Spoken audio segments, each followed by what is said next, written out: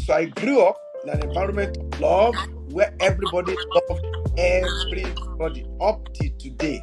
And as many who have come today who see this and align to this, they have left better than they came. People don't want to give without not expecting anything at all in return. Nowadays, you barely find people that truly want to truly impact someone's life without wanting anything in return at all. Especially in this day and age of present Nigeria that we have, everybody's looking for something. For instance, the problem we have in the society today, all over the world, not just Africa, not just Nigeria alone, stems from fault in the family.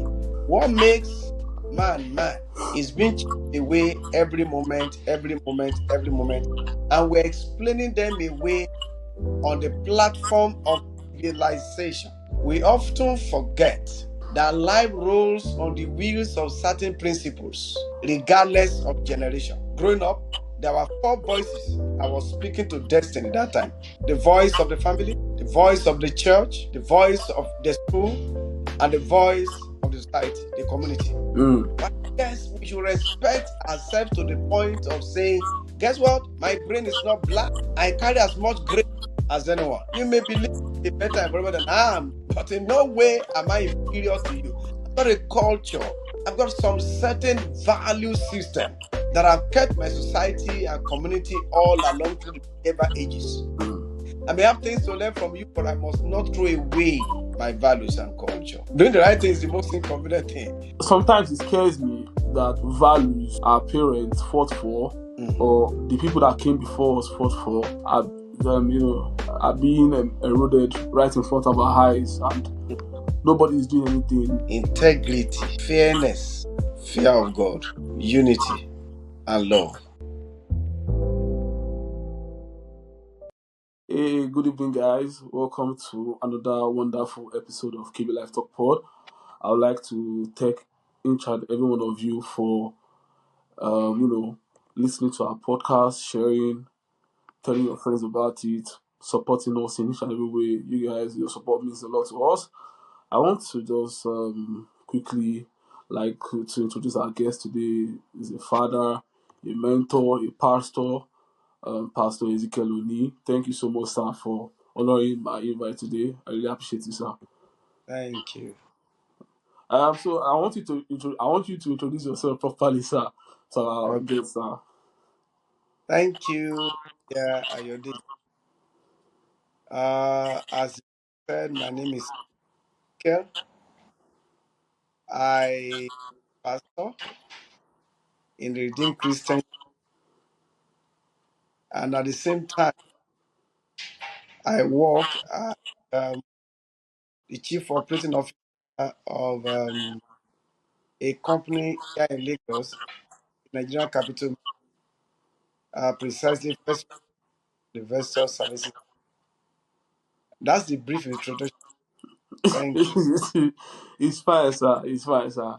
The quick topic we want to just look at for the next 15 minutes basically is the influence of family. I'm not a family man, so I You are wanted to bring. you are in this I'm not a family man yet, sir. you are sense because you belong to one. So you're family.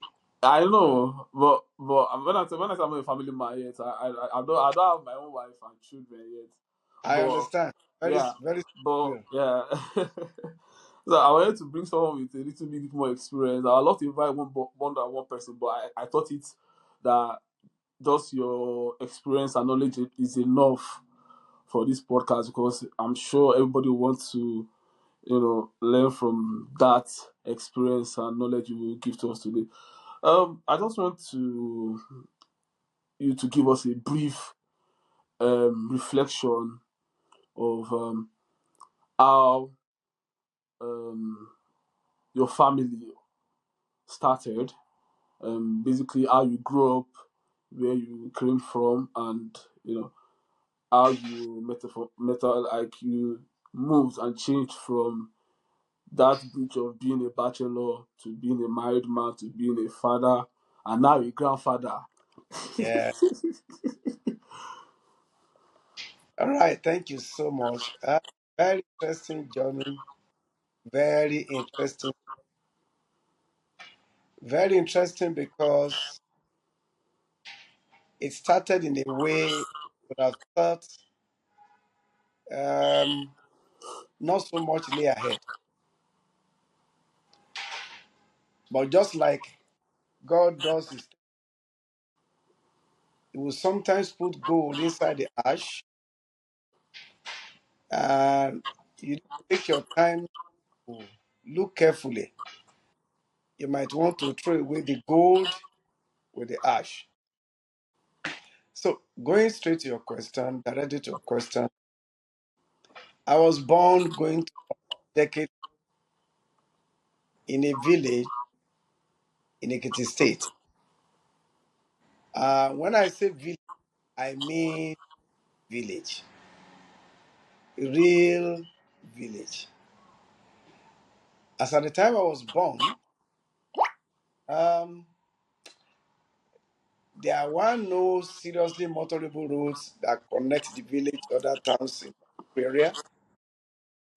You could stand in the front of my father's house and count the number of houses in the village with your finger, Wow. and then you knew everybody. I mean, everybody. You knew everybody. You knew the name, not just know everybody. You knew the names of every person. That gives you an idea of how big the village was. And I was born in um, a very big family, a polygamous family indeed. There were three wives that I met with my father. And those of us who were direct children, at the time, we were six, stay in the house. Others had grown up, and these are the people I grew up with in the house. And I'm the last born of the last wife of the man of Wow. my father. And in addition, to six of us, our four, okay, eight grandchildren also they were around. Sorry, six grandchildren that were around. And so it was a very big. Apart from the three wives, Mm. my father had his elder sister staying in the daughter, had the cousin staying in the house. So the house was always very busy. Wow. But one thing about father, which I'm always very proud of, is the way he managed his family. I've never seen a man like that. I was when he died, but the legacy I met and I saw, I've never seen anyone like that. That managed three wives. No, no, no. I'm coming. I'm Oh. coming somewhere. Oh. Oh. He actually had about six wives. Wow. Yeah, yeah. But three had died before I came on. Oh. I met three in the house. But the beauty is that he galvanized his family and brought everybody up as one. Wow. I mean, it was amazing. The eldest wife I grew up to meet was the chief custodian of everything in the family. One pot of stew, one pot of water, one pestle and mortar. Everybody ate from the same plate. My mother, being the young, is the only one alive now, had nothing to do with cooking. The one that followed is the eldest wife that cooks. They just assisted her to cook for cook for everybody in the family. She's the one that will dish the food of everybody. So I grew up in an environment of love where everybody loved everybody up to today. Which is very hard for most African noobs, sir. That's the point I'm making. Wow. As a matter of fact, I didn't know my mother was my mother. I thought it was the eldest wife that was my mother. I was calling my mother my auntie, my sister.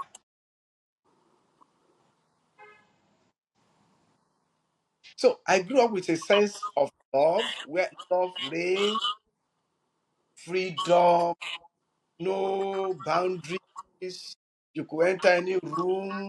You could. So that sense of unity, of love, was the environment I grew up, Yeah. and that has informed my way of life from then till now.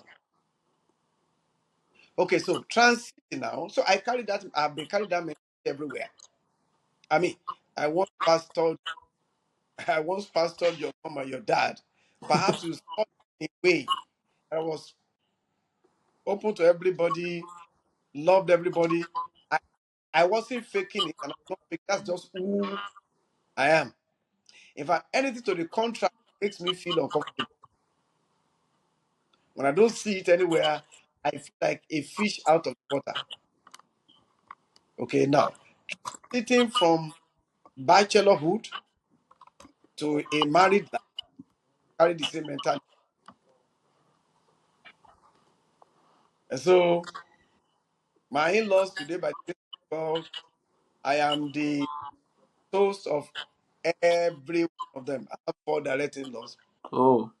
I'm the toast of everyone. I'm open to everyone. I'm free with everyone. That's just the way I'm brought up. Wow. Okay, so uh, I don't know whether you want to tell the story of how I got married. Talking about family, I brought that into my own family too, of course. That's who I am. So my wife and myself, you see us, you think we are boyfriend, girlfriend, we are daddy, I mean, um, and all I can tell you a bit of it. If she's cooking and I think I want to be a part of it, I take it over. So that's just who I am. I'm this very, very, very free person because of the way I was raised Mm. by my parents.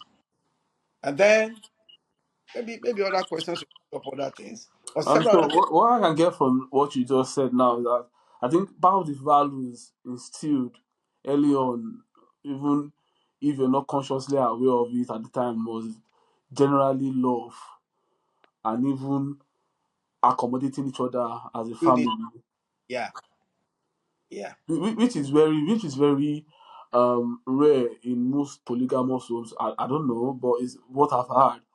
It is. You're right.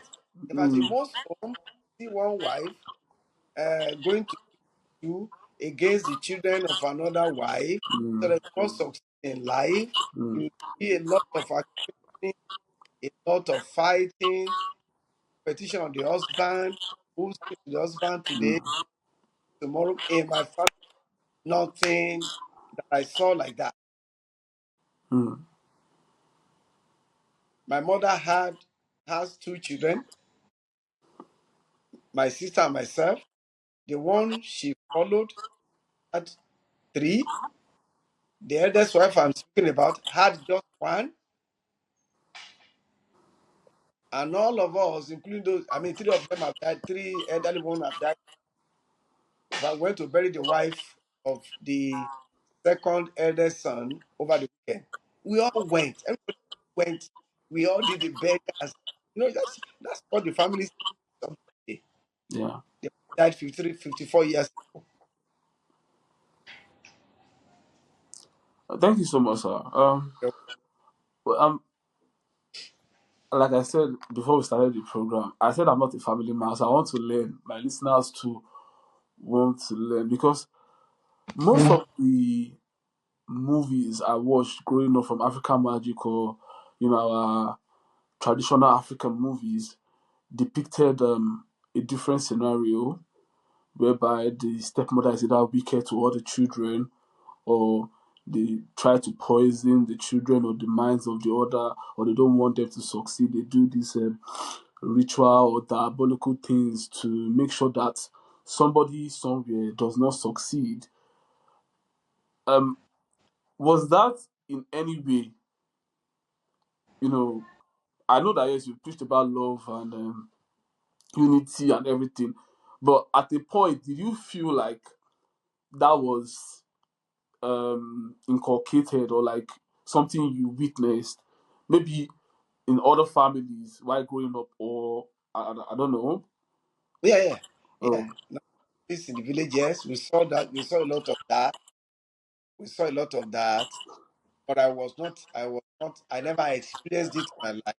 oh, It mm, was my father that took me up when my father died. I saw him as a mentor, part of my education. mm, You know, so I didn't experience that as a person. mm, But we see it in other places within the village, even as then, where wives don't see eye to eye, and their children are also like enemies. But in my own house, that's why I said what happened, what the man did was rare. I don't know where I got that wisdom from. I don't know. mm, mm, Was rare. mm, Was, it happens. What to say? mm, In my own home, no, mm, didn't. mm. Oh, thank you so much, sir. Yeah. So I want to move now to like you've experienced living in an extended family growing up. You've built your own family in a nuclear space. You've I'm sure you've also had people from your family live with you. I want to discuss the common lessons from those different scenarios, because I'm sure when you were growing up to some certain time, I'm sure you said you guys lived in unity. So in that household and the one you built for yourself with your wife, your children, and also in Nigeria, most of your generations are, I'm sorry to say, not I'm sorry, I'm not sorry to say this, but like most of your generation trained people that are They not do part what? of it. I said most people in your generation train people to school that are not of your blood. Sometimes they're a relative, maybe a distant cousin of somebody's child that comes to live with you and you train the person to school. Yeah. So the common lessons from those different family structures is what I want to get. Like how was the how were you able to imbibe that extended family virtue into the family you created, and having to bring other people to live with your kids and be able to treat all of them with the same level of respect and dignity that is accrued to them as human beings. Okay, thank you very much. One of the things in life is that value is contagious, Mm. especially really believe value. It Wow. can be very value defines and your value defines Yeah. and you carry it everywhere you go. So you basically replicate who you are in people over time. Now, the lesson learned from the family where I came from, how did it tie in a nuclear family? And now I see affected who have come to stay within a. Now, let me, number one, like I said, value is contagious. You carry it everywhere you go. And then if you believe strongly, replicate wherever you go. So when people come around, the first thing they're likely to see who I am. Oh, this man is just like this. Though he doesn't talk much, or seen from afar, you think is somebody you cannot approach. But it's not like that, oh, it's like this. So if you are watchful, that sends a message to you that in this environment, oh, this is the spirit here. And as many who have come today who see this and align to this, they have left better than they came. For instance, I can tell you for free, in this house, my nuclear family, those who were ready to go, we have trained two graduates. We have trained one that couldn't go to, and then we had to send to go and learn a work and bought machine and all that. We are currently training one that current level now. There were some who came who felt that who they have always been is who they wanted to remain to be.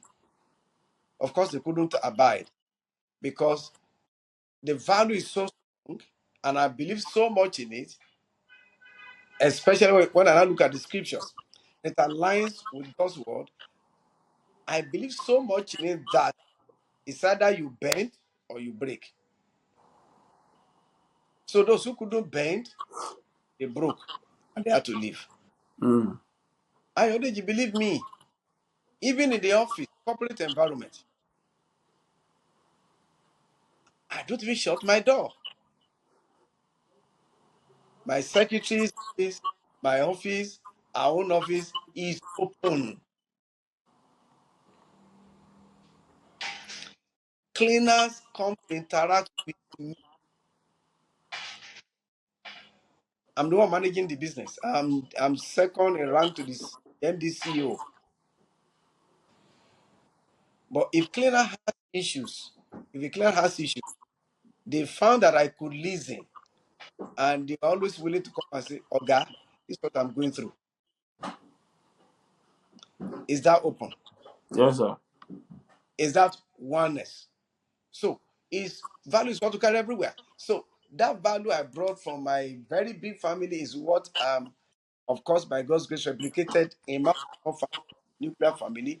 And when people come around us, when they believe in it, they go out blessed.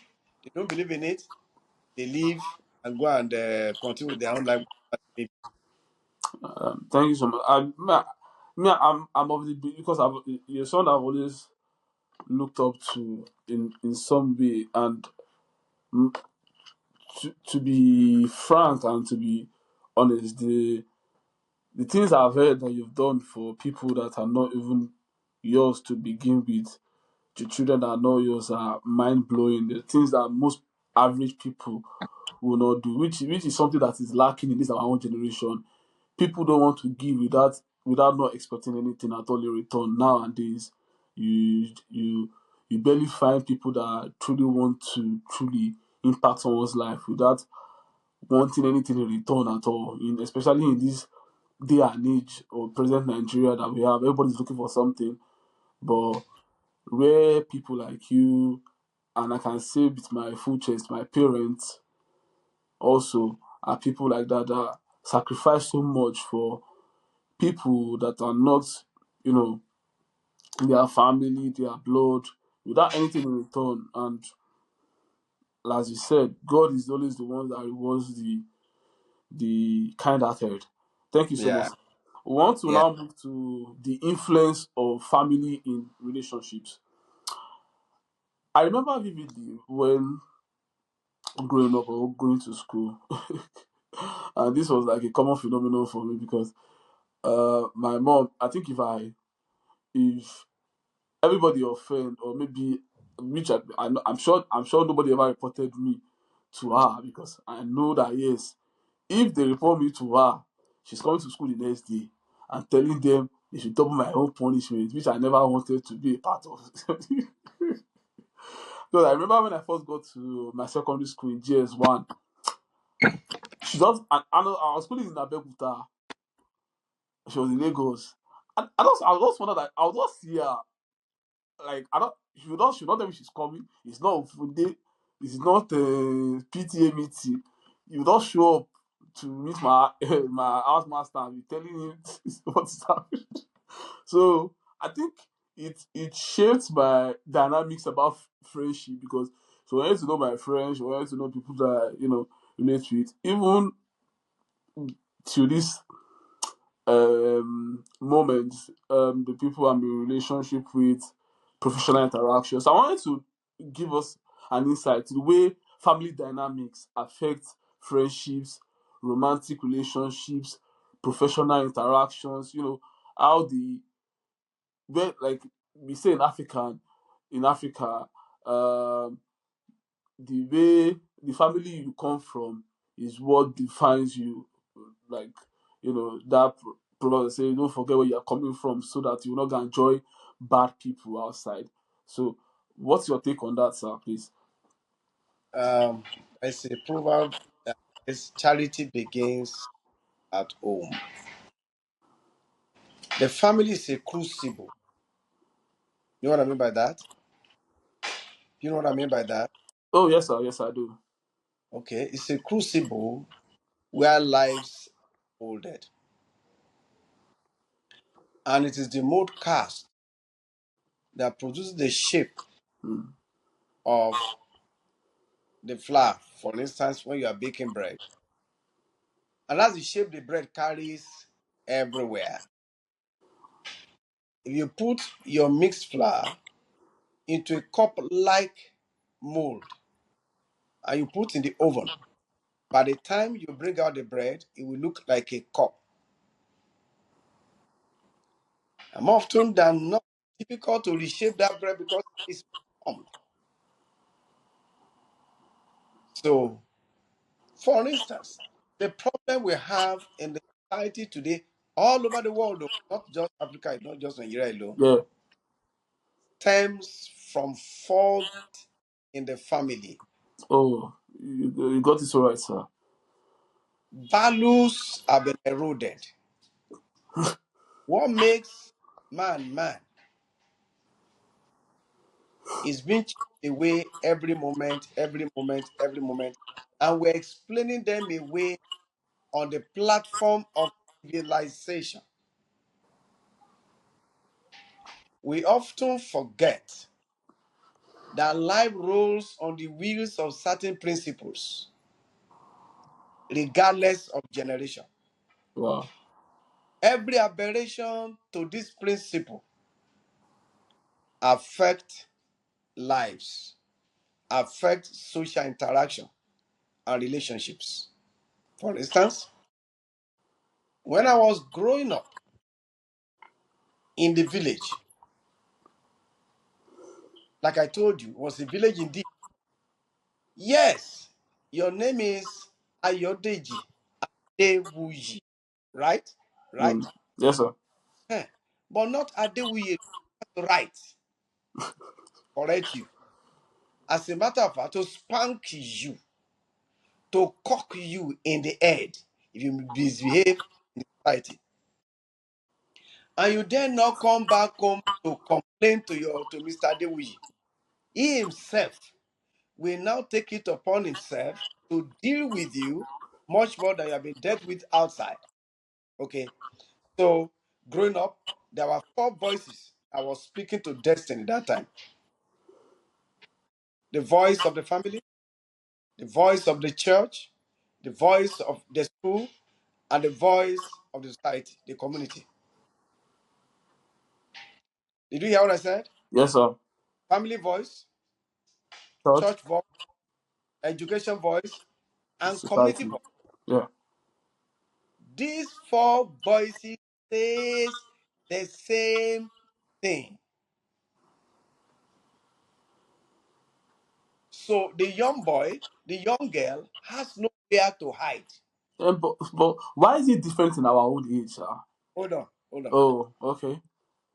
Whatever he was told at home Oh, is what the church will say, is what the school will say. the same thing. The same thing is what the society will say. Same. What am I? Oh, he's leaving the house. She's leaving the house. In this dress is not permitted. Come and redress. That's the mother telling the girl. Maybe she left and goes to the street. Whose daughter is this one? In this place, you don't have shame. She's still doing like this. She gets to church. Pastor said, "Those who are not dressed properly, please can you go back home and redress?" And of course, she dare not dress like that to school. So something enters ahead. No, this is mm, not according to societal values, not accepted. mm. Because one thing I've noticed, and that is why I think not because not as an indictment on the news agency, but I don't listen to Insta blog. I don't watch Insta blog anymore. I don't listen. I don't go on Instagram to check that page because it's always negative news most of the time. I think when I was there last week, I saw of a student that abused the lecturer, held his shirt at is it Enugu State or something, held his shirt because she was making a TikTok video, and he had the guts to pass in front of the video without saying excuse because he disturbed her video, and she held him like her husband, a 50-something-year-old man. It's not even 50-something. Your lecturer in your department. Ah, And guess what? Guess what? The parents will support her. yeah, but yeah, I don't know whether the parents was, but they, No, I'm but telling you, people were because supporting her in the how, comments. how Sir, dare you sir, talk to her like that? that's what I'm saying. People in the, I checked the comment section, and that is when I now realized that yes, truly we are really falling as a and some people are saying yes, why will we what do you call it, disturb our video? All these lecturers Ah, are safe. ah, that right. You know And what I'm talking? So there is a divergence of voices. ah, So your generation, permit, I'm sorry, God, your generation seems confused. So because of the confusion, you do convenient thing. mm, Confusion makes you a convenient. mm, And destiny don't answer to convenience. Destiny as a matter often answer to inconvenience. So when you're always doing the convenient thing, you are going down the spiral. mm, Now, there's something wrong about the African man. He feels that he's inferior to the white. So in the culture of the white, he thinks that it's better than his culture. Yes, we're in a global village world. I agree. We should interact. mm, But yes, we should respect ourselves to the point of saying, guess what? My brain is not black. I carry as much grace as anyone. You may believe in a better environment than I am, but in no way am I inferior to you. I've got a culture. I've got some certain value system that have kept my society and community all along through the ever ages. mm, I may have things to learn from you, but I must not throw away my values and culture. For mm, instance, you see, so in the village in those days, I think when you were in Nigeria at church, in my village, you were walking, your dad is working on the farm. You will harvest some yam. Ayo, take this thing to the side of the road, put them in five portions. Suppose you carry 20. So you have 4 portions of 5 by the roadside. We're going to sell each portion for 1,000 naira. But nobody is going to stay by the yam to tell passers-by a portion is 1,000. So what does he do? He gives you 1,000 to put it on the ground, put stone on it, that way you not throw it away, come back to the farm. So Ezekiel only is passing by. He wants to buy a portion, seeing 1,000 there, he knows that a portion is 1,000. So he carries his own portion, puts 1,000 there, and goes. Mr. Dewi, you may not be able to come back to the farm until later in the. If 3 portions have been sold, it will carry 3,000 naira and go, mm. leaving the 2 portions till next morning, and nobody will touch it. Well, in this day and age, both the yam and the money it's just. Kidding me? The one you have planted, you have not really harvested. Someone will go and harvest it inside the yam, inside the soil. Ah, Now, so there is erosion, terrible erosion of value system. And that is why we are where we are today. mm. So, talking about uh, current generation and all that, I think the problem is that you are listening, the current is getting to hear too many divergent voices. For that reason, they do what is convenient for them. Mm. You know that it is convenient to do what is doing the right thing is the most inconvenient thing. Doing the wrong Yeah. thing is the most. I mean, why must I read? That's convenient. Why can't I stay with my phone from morning till evening? That's convenient. Why can't I just join a gang? That's convenient. Why? There's confusion in the mind. Mm. Yeah. Thank you so much, sir. I You're really welcome. enjoying this session. Well, I just want us to take a quick break, and when we come back, we'll go into the later stages of the discussion.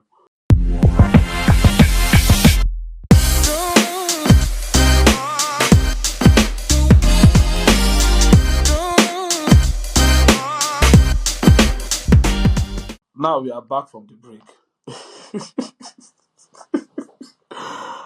We are into the final segment, because I'm really, really enjoying this conversation. It's just a pain that it's going to be short of time, but I would really like you to come back, honestly, because sometimes it scares me that values that our parents fought for, Mhm. or the people that came before us fought for, are are being eroded right in front of our eyes, and nobody is doing anything. Honestly, it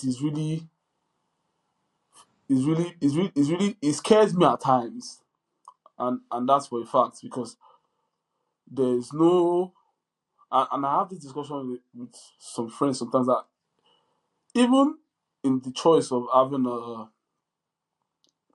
a partner now, there's no trustworthiness. Everything is just at free value. There's no importance to it anymore, because people Mm, don't take, like you said, there's no consequences for actions again, sir. mm, There's no consequences for action again. Before, if you do this, you know that yes, there's a consequence for this action. Before, growing up, what we heard was, if you do Yahoo, you go to jail. Now it's an in thing, being a fraudster, spray money, living life as if there's no tomorrow. And it's affecting the people that are coming up, because those ones now look at that and see, okay, why do I need to read? Why do I need to go to school? Why do I need to study? Why is it convenient for me to, do this? This guy did not go to school. He just went to go and play. Look at Neymar now at age 23, he's a billionaire. At 19, he was a billionaire, sorry to say. Even at 16 now, they are billionaires. So why is it imperative for me to do this when I can just go this route and get, which is what most young guys here are doing now. Nobody wants to go uh, to school. They just want to play football and try and make it easy. I'm not saying football is not a good thing, but people want easy way out. yeah. Especially my generation. Everybody's looking for easy ways to do things and make it. But there's this thing you that I think is there's always some benefits.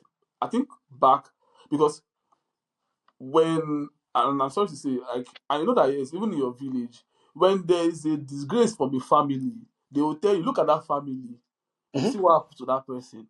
Yeah. If you go that route, that is where you two will end. You are just correct. Very So, correct. Sorry to cut you short. okay, sorry. Anybody stole in any family, Mm. somebody stole in a family, nobody will be permitted to marry from that family. It's not the lady that stole, not his father, but within that clan. Yeah. So there's this question, like breaking cycles, learning from negative family patterns. How do we imbibe that again in our culture? That see that family, oh, as powerful as they are, and I'll take, and I'm sorry, I don't want to mention the name. There's a powerful senator that went to prison here in the United Kingdom with all the money he has, with all the fame and everything. That is showing that yes, even in insanity, there is still some level of sanity. At least in the spelling of insanity, sanity is still there. So, how do we bring back that culture of making people learn from negative family patterns? Most especially even if it comes from your own family, that there was this your uncle before that did this thing that you are doing, and what happened to him? Eh? If they tell you the story of what happened to this your uncle, but we will not hear. We will say our own is God is is on our side, and we'll just laugh it off. And how do we, bring back that culture of teaching again into this present generation, sir? Okay, thank you very much. I believe, see, two things will either get worse Mm, or get, and the only way it can get better that I see is via the church. mm, And when I say the church, I mean the church producing disciples, not just church members. mm, Because disciples are the ones that will follow the master wherever he goes. They are not too bothered about material vanities of this world. Because one major reason for all of this laxity is the quest to make it quote and unquote. mm, Like rightly I've identified, the quest to make it in life, whatever that means to them. But if the church should come up to play its role as the moderator of death, and the voice of the church can be respected again, at least a new order can start through the church. Because I don't see society doing anything different than we're currently doing. Leadership, political leadership of nations, they are populists. There are people who wants to be popular, want to do what people want to be being done. You're not going to produce too many of the current leaders in America, not too many in the world. In any case, that's just 4 years. mm, So the church of Jesus is the only consistent force that can withstand them. But the church is also losing our voice. That's why I say it can either get worse or get better. But the church still remains the hope. mm, The church loses our voice because also we want to be seen as being relevant. We want to be seen as not out of tune with current development, but we're supposed to be out of tune. That's why the Bible says we're peculiar people. We're supposed to be out of tune. When the world is going right, we're supposed to go left. You can't be like them and be different from them. Now, by the time, I mean, if the church to accommodate everything the way we are, in the name of, and don't let us just don't let us seem to be politically incorrect, then we lose our relevance completely. mm, Jesus spoke loudly. Say, you are like your father, the devil. Woe unto you, Korazin. Where I needed to be distinct about how he treated who he did, but in most cases, it was loud and clear to let the world know this is what is right. So we mm, should be able to point out what is right. For me, the church is the only hope, what that I see. Because even in my village, you get to my village that I was speaking about now, it's not the same story anymore. The mm. same story. It's not the And same yeah, story. yeah, yeah. I agree with you, so sir. But I want to take I don't want to disagree in the sense that because if you go online now, there are many. I think they've turned most churches have turned it into business that people just feel like, okay, um, you know, if you watch most of the churches in some states in Nigeria, you see the boys going to spray the pastor. I don't know. Like, So that's the point I'm making. yeah. Ordinarily, we should be the hope of our world. I say, but unfortunately, we're also trying to be careful, Mm, not too different. But we're supposed to be. So until we wake up who we are expected to be and proceed ourselves that way, right in our eyes, things can only get worse. Because we are the hope of our world, we are the voice of Jesus, we are everything Jesus would ever wish to have on earth. mm. Yeah, And thank it's you. only, and the gospel only comes from God. Why was it before? Why was it the way I spoke about now before? People were even afraid of Ogun. They were afraid of idol worship. That should they do this and they poke the idol. Ah, something will happen. People were afraid of demons. They were afraid of demons taking back against them. Now they found nobody's afraid anymore Sorry, because they because presented. that one, the judgment was immediate. Yes, and everybody carried it so. Mm, Did you understand?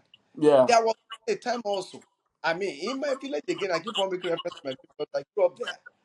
Nobody will conclude any transaction until they have asked, not even the KBC, will conclude any transaction until they have asked the priest, as the pastor of the only church in the village. His opinion is the final opinion.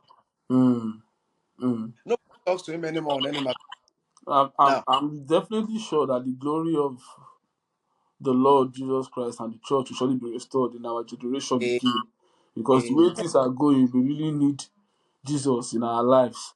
aha, that, Thank you thank you so much, sir. Just before you, I also have a last question before you okay. go, and I would like to beg you, sir, that you should please find time again for us, sir. And I'm sure because the next time you will come in, I want it to be like a panel where we have three other guests with you, so we have a lot of time to be able to talk about other issues.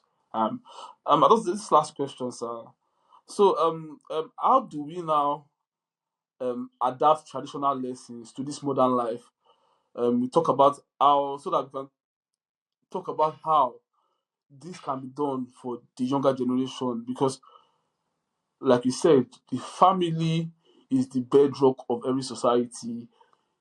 It makes and shapes the future direction to which we want to go in the next 10 years. So, if you want to know where a country will be in the next 10 years, look at those that they are giving birth to today and what family are they growing into. So, you know the kind of people you expect in the next 10 years. Know the kind of people they are associating with themselves in schools, in places that they meet each other. That is the kind of people that is where society is going to be in future years. So, how do we now bring back some of those traditional lessons to this present modern day, sir? Hmm. Well, let me speak as a pastor. Mm, finally. Now, what are these lessons? They're just basic, vital principles of life: integrity, Mm, fairness, fear of God, unity, and love. That's it. mm, What has the devil succeeded in doing? He has succeeded in letting us now believe that integrity is a waste of time. You don't have to love others. Focus on your family and yourself alone. mm, Don't be concerned about what happens to anybody. Life is not fair. Why should you be fair to anybody? What do you gain from unity? You are united with somebody you don't love. So he has succeeded in preaching that message, and we're already buying it. Mm. So the point I'm making is that those things we call traditional are nothing more than life. It's not supposed to be anything traditional like that to say it belongs to the prehistoric generation. So the question: how do we bring back love? How do we bring back integrity? How Mm. do we bring back fairness? How do we bring back unity? That's the question you're asking. Yes, sir. So because if you just call it those traditional, it will look like I hate to call it, life has passed that level. No, no, life hasn't passed that level at all.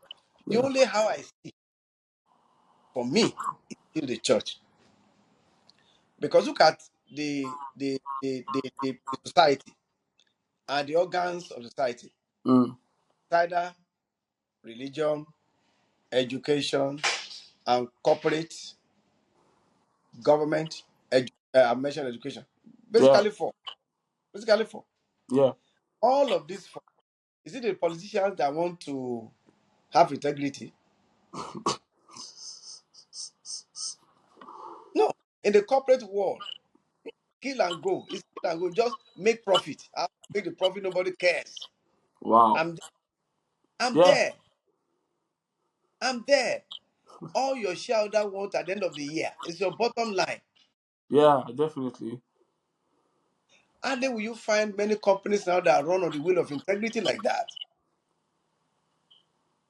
Ethics is no longer the order because if those who founded your business, you see ethics they with and that in a way. They won't say it, but hey, oh boy, do what others are doing and make profit. The educational system is supposed to be connected to another part of society. But Mm. unfortunately, government has lost grip. A lot of private in education, and the private investors want profit. Therefore, fast standard, get profit, make money.